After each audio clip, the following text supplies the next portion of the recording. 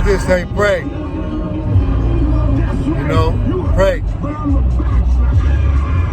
And that's part of the hiccup. And the solution for it is I don't really care what y'all praying for, but I just think if y'all sit together and pray together, I think you can accomplish a lot of things. I think praying would be the glue to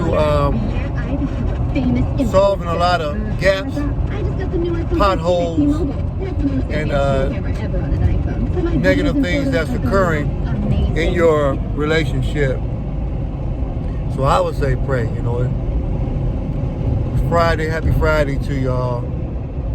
And it's the Hiccup Conversation. It's snowing in Cleveland and things like that. They got icebergs on the windows, so I'm gonna pray for everybody. I'm down here in Georgia where it's 60 something.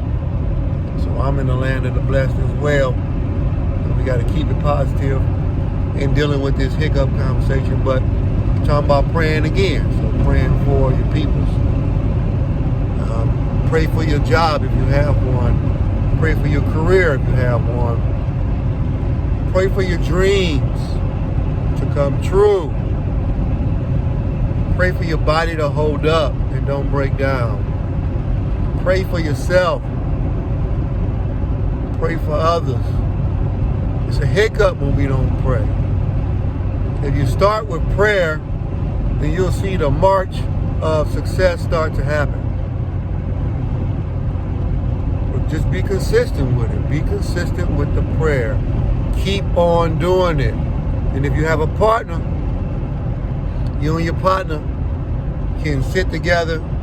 You ain't got to always simultaneously hold hands like twins or nothing like that. But I think y'all should hold hands, or if you don't hold hands, I guess what I'm talking about, just at least make sure you pray. Pray together. So I love y'all very much. Much respect.